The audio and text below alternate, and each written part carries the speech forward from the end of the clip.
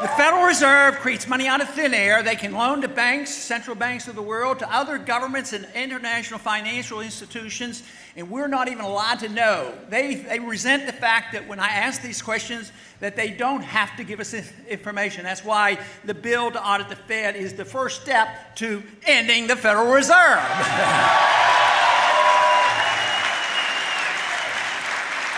But the Federal Reserve will end itself because they will destroy the dollar. Since the Fed came into existence since 1913, they've eliminated 98% of the value of the 1913 dollar, and it's continual erosion.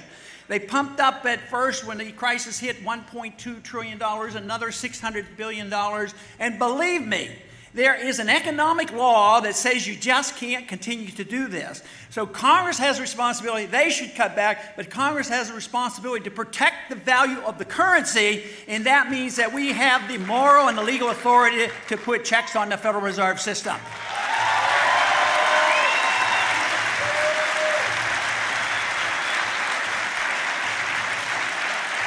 You know, there's been a lot of talk about bipartisanship after the election. We need bipartisanship. And, you know, in some ways that might be true, but I'll tell you what I think about it. I think, and I believe, that we've had way too much bipartisanship for about 60 years.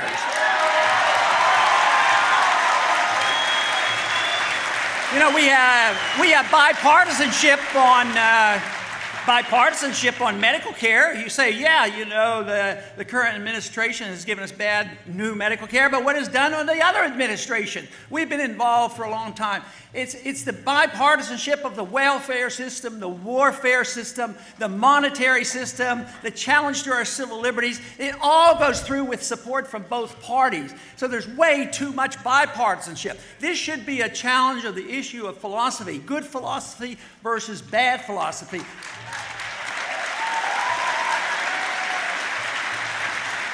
And when you can agree on something, you should make coalitions with whomever will agree with you and come together.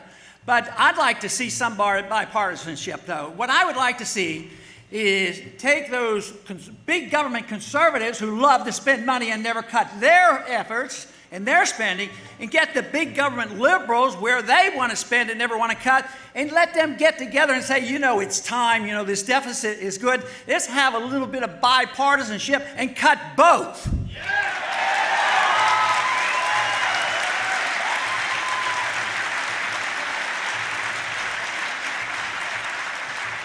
There's been talk lately about American exceptionalism. Man, we like to talk about that. I think we certainly live in an exceptional country. We have been blessed. It's been the greatest country, most freedom, most prosperity. My concern is I'm afraid we're losing it. I'm afraid we've given up on our devotion to liberty. That's where our problem is. But, you know, where I think we go astray on this exceptionalism is there's some people, and sometimes they're referred to as neoconservatives, and they're sort of neo-Jacobins, where they believe that we have this moral responsibility to use force to go around the world and say, you will do it our way or else. Well, force doesn't work. It never works.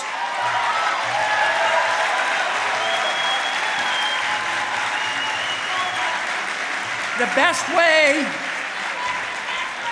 best way to get people to act more like us if we're doing a good job is for us to have a sound economy, a sound dollar, treat people decently, have a foreign policy that makes common sense, treat people like we want to be treated, and then maybe they would want to emulate us and say, freedom does work and we ought to try it.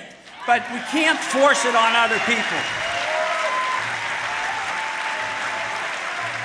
You know, there's one general rules about what we should expect from government. There is, the First Amendment is a great amendment. Freedom of expression is protected. The government shall write no laws in reference to our freedom of expression.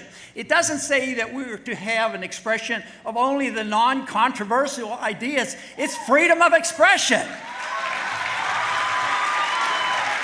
Now, most people are pretty good on the First Amendment, but where they slip up is they say the government should write no laws about the freedom of activity. So they want to the liberals want to talk about how to regulate your economic activity and how you spend your money, and others want to regulate your personal lifestyle. But government should not be regulating us, and we should adapt one other principle for that to work. We should all swear off the use of violence against our neighbors, our friends, or our other countries.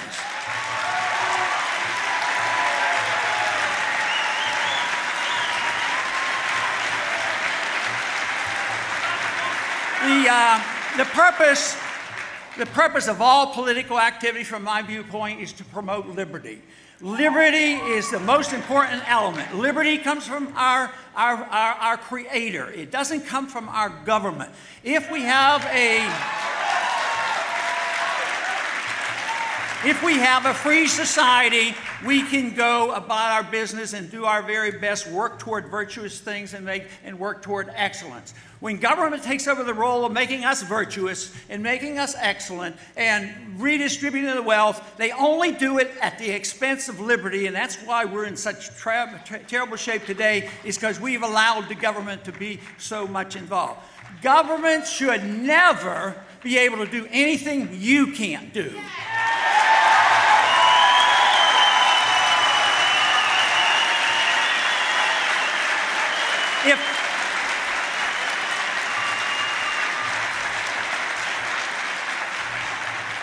If you can't steal from your neighbor, you can't send the government to your neighbor to steal for you. There should be no redistribution of wealth.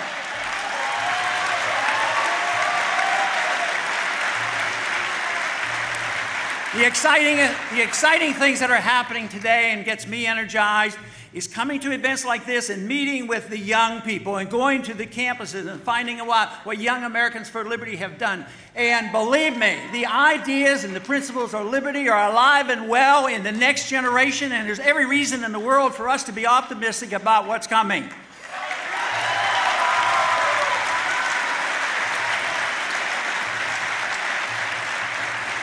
I would like to make one suggestion before I close, that just to think about, because it's not a perfect solution, but especially the young people. What if I had the authority to do it, what if I could offer you and say, look, we're not doing such a good job in government these days. We make promises and we don't know about the future.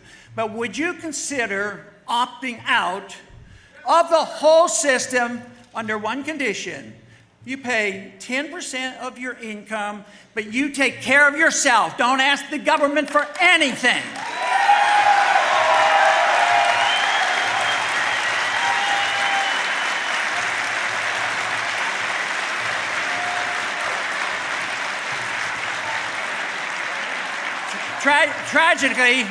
Tragically, you're probably going to have the opportunity, because government is in the process of failing, and they can't deliver on the goods, just as the Soviets couldn't deliver the goods and maintain their own power. We will have those same problems domestically, and we face serious economic problems as this dollar crisis evolves. But let me close with comments from Sam Adams. He says, don't worry about it if we're not a majority. All we need is a minority keen on spreading the brush fires of liberty in the minds of men. That is what we need to do. And believe me, the brush fires are burning. They will not be able to squelch the brush fires. They're burning and they're spreading, and people are getting excited because they're starting to separate it out, what true liberty is all about, what market liberty, personal liberty is, and what it means in foreign policy, what it means in our traditions, the American tradition, what it means because the Constitution confirms and confers with what I'm saying. There is no authority in the Constitution to have a Federal Reserve System, no authority for the welfare state, and no authority for the police state. It's not there.